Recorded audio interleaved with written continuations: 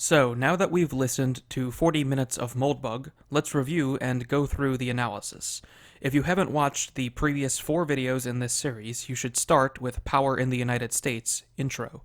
In the Iron Polygon, Moldbug describes to us a superstructure of power that encompasses all of the loci of power in the United States, which he calls the Polygon. Moldbug names 10 major vertices, which are entities that have power and are protected from public opinion. The cathedral, as Moldbug originally defined it, is one of these nodes, the universities. The cathedral provides religious instruction to several other nodes in the polygon, and together these make up a cultural control superstructure.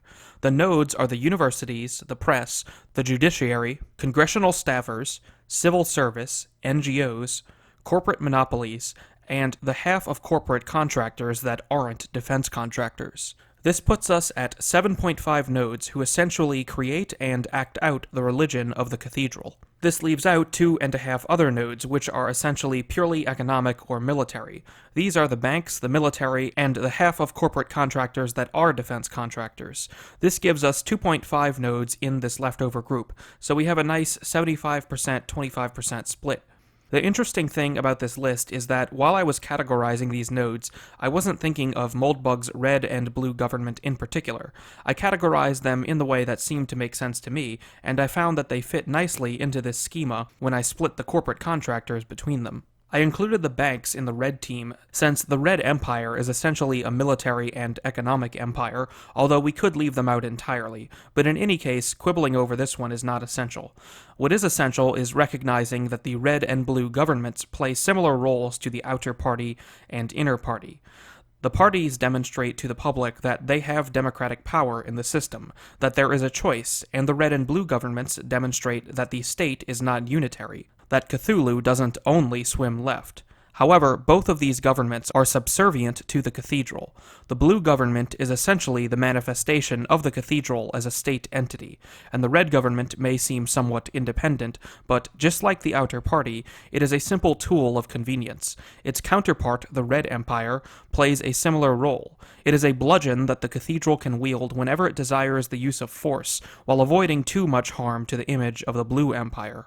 The important thing to realize here is that the Red Government and the Red Empire are not your friend. The cathedral offers you the temptation to believe this to pacify any serious counterculture. Just how the outer party or Republicans will never stem the tide of progress, the Red Government and Red Empire will never leave the yoke of the cathedral and magically start supporting right-wing counterculture. People make the mistake of believing that the political leanings of the constituent parts of the whole will affect the overall direction of the Red Government. As Moldbug points out, quote, I kind of suspect that these colors correspond to the political affiliation of the employees. That is, the military probably employs more Republicans than Democrats, and the other agencies more Democrats than Republicans, end quote.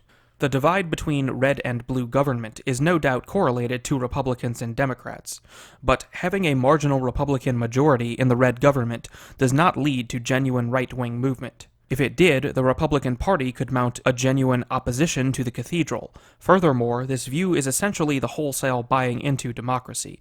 After all, if what the majority preferred was what happened, we wouldn't be in the clown world that we are in now.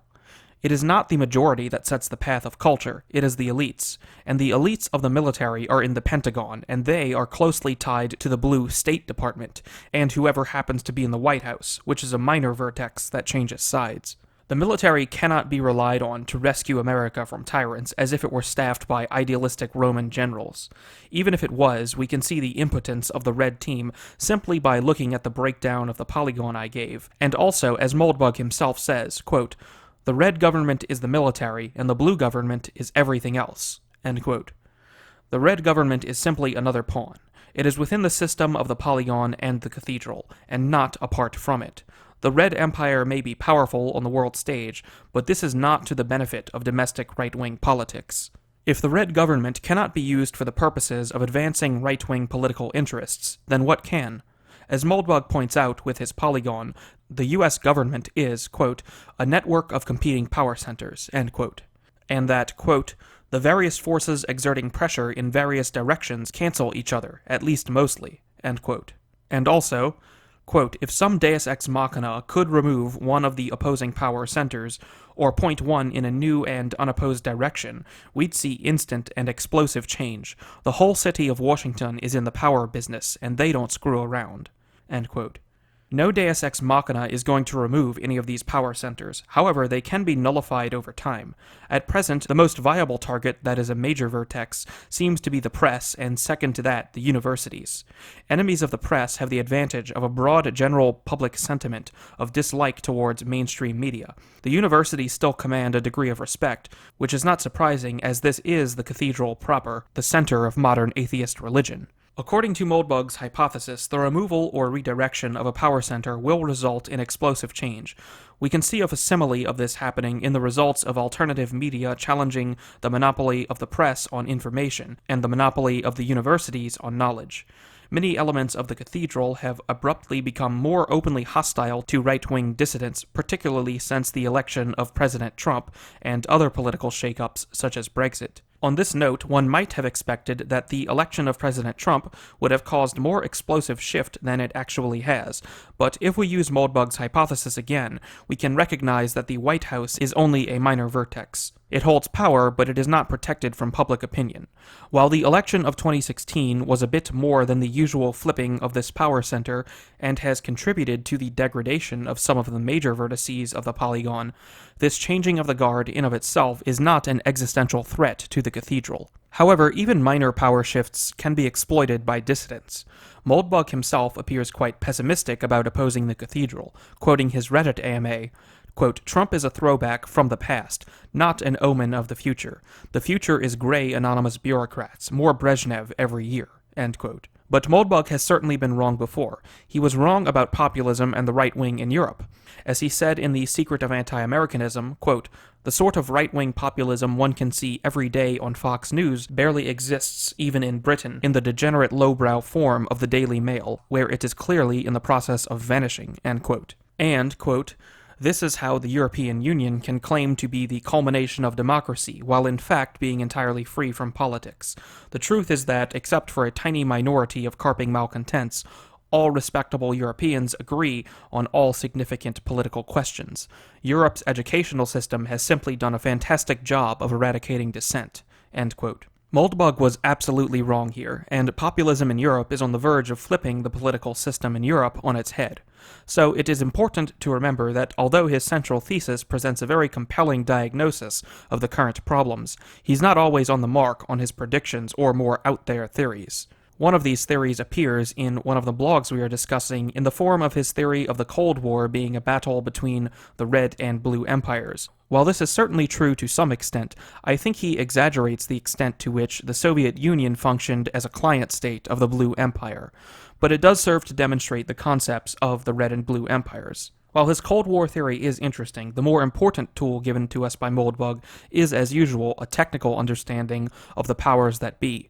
Without a proper diagnosis, no problem can be solved intentionally. The bedrock of the American Empire is the Blue Empire, and the fact that much of the world is under its imperial dominion is concealed by the existence of the Red Empire, which functions mostly on the traditional military paradigm. The stalling, or perhaps slight contraction, of the Red Empire under President Trump is a threat to the Blue Empire. Another threat to the Blue Empire are the nationalist movements in Europe, which are implicitly or explicitly opposed to it by nature. The European Union may challenge the regional hegemony of the United States, but it is actually the ultimate realization of New Deal American progressivism, as Moldbug pointed out. Degrading the European Union is key to rolling back the Blue Empire. Both of these empires need to be dissolved, not for the trifling purpose of doing away with anti-Americanism, but to dissolve the imperial state itself. The gigantic American empire holds more power than any state ever has, and as Moldbug points out, Washington is in the business of power, and is all the more intransigent when so much is at stake. A reduction in the total amount of power available will create circumstances that can be exploited to move power from one center to another. Unfortunately, Moldbug does not seem to have made any more blog posts on the Red and Blue empires or the Red and Blue governments, but with this brief overview, you now have a few more tools alongside the cathedral to model power in the United States. Thanks for watching.